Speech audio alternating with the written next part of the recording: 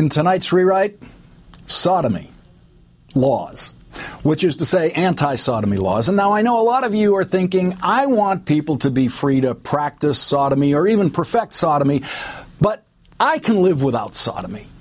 But if you think that, you probably don't know what sodomy is in the eyes of the law, anyway. Anti-sodomy laws never limit themselves to what is commonly thought of as sodomy. Virginia's anti-sodomy law has become an issue in the gubernatorial campaign because the Republican nominee, Attorney General Ken Cuccinelli, is fighting to keep Virginia's anti-sodomy law alive after it was struck down by a federal appeals court. Cuccinelli is rewriting his justification for Virginia's anti-sodomy law by calling it an anti-child predators law. And that's the kind of thing that makes me want to read the law. The actual name of the law is Crimes Against Nature. And that law says, if any person carnally knows in any manner any brute animal or carnally knows any male or female person by the anus or by or with the mouth, or voluntarily submits to such carnal knowledge, he or she shall be guilty of a Class 6 felony. Such a crime against nature carries a minimum 1-year prison sentence. So you see, sodomy in the eyes of the law includes stuff that maybe you can't live without. It does not simply prohibit what it calls carnal knowledge, quote, by the anus, end quote. It also prohibits carnal knowledge, quote, by or with the mouth, end quote.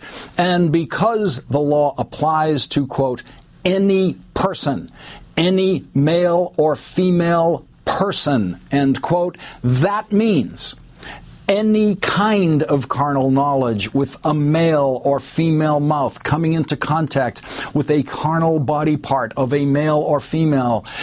In other words, it prohibits most gay and straight sex. And while it's at it, it prohibits sex with, quote, any brute animal. In fact, the only sex act that remains legal is heterosexual vaginal intercourse, and don't think you can marry your way into legal carnal knowledge by or with the mouth, because the law applies to, quote, any person, any male or female person. It does not include an exception for married couples. So the Republican candidate for governor in Virginia is running on a platform that wants to continue to make it illegal in Virginia for married couples to have oral sex, or for any couples of any gender to have any form of oral sex. Ken Cuccinelli has recently tried to lie to Virginia by saying that the anti-sodomy law cannot be used against private acts between consenting adults. This is the Attorney General of the state lying about the law that I just read to you that could not be more clear.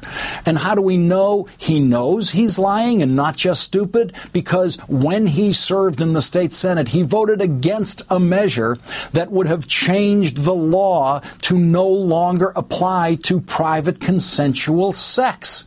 As a legislator, he was actually given the chance to change the law into what he now says the law is, and he voted against that change.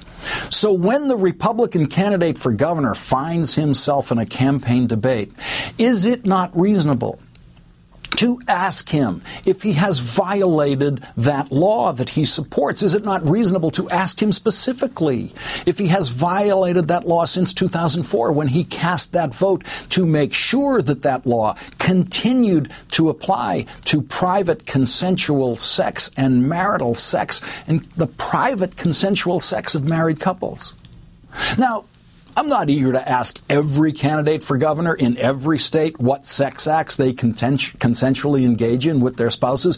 But when a governor is running on a platform that says if any person carnally knows in any manner any brute animal or carnally knows any male or female person by the anus or by or with the mouth or voluntarily submits to such carnal knowledge, he or she shall be guilty of a Class 6 felony.